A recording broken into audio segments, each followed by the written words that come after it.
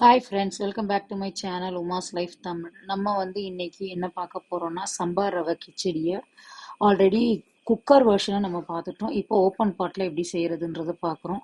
அதுக்கு தேவையான வெஜிடபிள்ஸ் எல்லாத்தையும் கட் பண்ணி எல்லாம் வச்சாச்சு. இப்போ ஒரு பேனை வச்சு அதில் ஒரு 3 ஸ்பூன் அளவுக்கு எண்ணெயை ஊற்றி நல்லா காஞ்சதும் பார்த்தீங்கன்னா சோம்பு கொஞ்சம், லவங்கம், அந்த பிரியாணி ஸ்பைசஸ் எல்லாமே போட்டுடுறோம். கொஞ்சம் கொஞ்சம் ஏலக்காய், அப்புறம் பிரியாணி இலை, பட்டை எல்லாமே போட்டு நல்லா ஒரு வதக்கிட்டு அது நல்லா பொரிஞ்சதும் எண்ணெயில் பார்த்தீங்கன்னா ஒரு 2 பச்சை மிளகாவை கட் பண்ணி போட்டு அதுக்கப்புறமா அது கொஞ்சம் வதங்கினதும் கருவேப்பிலையும் போட்டு இது கொஞ்சம் லைட்டாக வதக்கணும். வதங்கினதுக்கப்புறம் நம்ம கட் பண்ணி வச்சுருக்க தக்காளி, வெங்காயம், தக்காளியை போடுறோம்.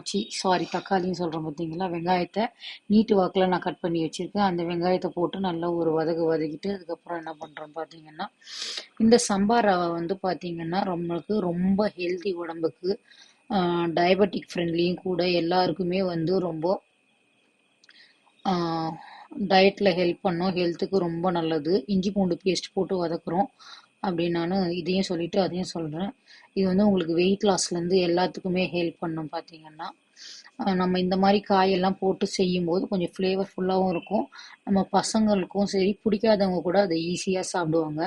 நம்ம நார்மல் கிச்சடி செய்கிறதுக்கு பதிலாக இந்த மாதிரி செஞ்சு ட்ரை பண்ணோம்னா ரொம்ப நல்லாயிருக்கும். இப்போ அதுக்கப்புறம் நம்ம தக்காளியை போட்டு வதக்குறோம். தக்காளி வதங்கினதும் கேரட், பீன்ஸ் போட்டு நல்லா வதக்கிட்டு நான் கொஞ்சோண்டு கார்ன் வச்சுருக்கேன், ஃப்ரீஸ் பண்ணி எப்பயுமே வச்சுருப்பேன், அதை போடுறோம். அதையும் போட்டு ஒரு வதக்கிட்டு எவ்வளோ உப்பு தேவையோ இப்பயே போட்டு நம்ம நல்லா வதக்கிட்டு அதுக்கப்புறம் பார்த்தீங்கன்னா நம்ம இதில் நிறைய வெஜிடபிள்ஸ் எல்லாமே, பச்சை பட்டாணிலாம் இருந்தால் கூட ஆட் பண்ணிக்கலாம். இப்போது 1 கப் அளவு சம்பார் ரவையை போடுறேன் நான். அதுக்கப்புறம் பார்த்தீங்கன்னா 2 கப் மொத்தம் போடுறேன் நான். இது ஒரு 4-5 பேர் அளவுக்கு சாப்பிடலாம். போட்டுட்டு நல்லா அதை என்ன பண்ணுறோன்னா இந்த எண்ணெயிலேயே கொஞ்சமாக ஒரு ஃப்ரை பண்ணுற அளவுக்கு நம்ம வறுத்துக்கலாம். இல்லை உங்களுக்கு இந்த மாதிரி செய்யறதுக்கு விருப்பம் இல்லைனாலும் ஃபஸ்ட்டே அந்த காலியான பேனில் 1 ஸ்பூன் நெய் போட்டு வறுத்து நம்ம எடுத்து வச்சுட்டு கூட தனியாக அதுக்கப்புறம் போட்டுக்கலாம். இப்போ நான் இதில் கொஞ்சோண்டு கரம் மசாலா ஆட் பண்ணுறேன். அப்போ பார்த்தீங்கன்னா கரம் மசாலா போடலாம், இல்லை பிரியாணி மசாலா கூட போடலாம். ஏற்கனவே நம்ம பச்சை மிளகாய் போட்டுட்டோம்.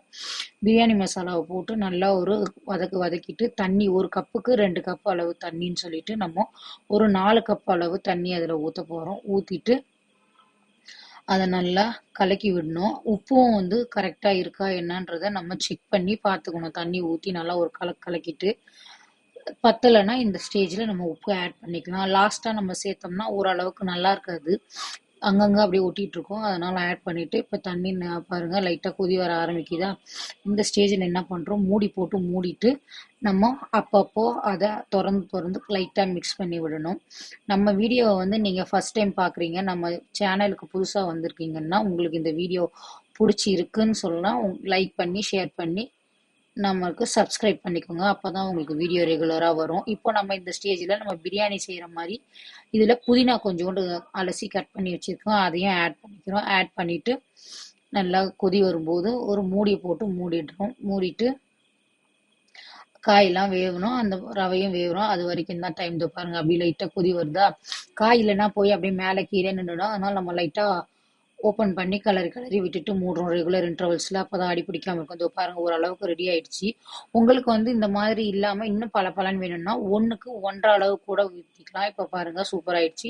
இப்போ அது மேலே 1 ஸ்பூன் நெய் விட்டுட்டு நம்ம பொடியாக கட் பண்ணி வச்சுருக்கோம் அந்த கொத்தமல்லியை அதில் ஆட் பண்ணிக்கிறோம். அவ்வளோதான், ஹெல்தி அண்ட் சூப்பர் அண்ட் டேஸ்டியான உங்களுக்கு சம்பார் ரவை பிரியாணின்னே சொல்லலாம், கிச்சடி இது ரெடி ஆயிடுச்சு. அவ்வளோதான். இப்போ இதை ஒரு பிளேட்டில் போட்டு, இது ஹீட் ஆகும், அதனால நம்ம கூட தயிரும் வெங்காயத்தில் பார்த்தீங்கன்னா லெமன் போட்டு சாப்பிடலாம். இல்லை நீங்கள் தயிர்லே வெங்காயத்தையும் போட்டு நீங்கள் அப்படியும் வச்சு சாப்பிடலாம். ரொம்ப டேஸ்டியாக இருக்கும். ட்ரை பண்ணி பார்த்துட்டு சொல்லுங்கள். உங்களுக்கு இது பிடிச்சிருந்தா லைக் பண்ணுங்கள், நான் இதை ஷேர் பண்ணுங்கள்.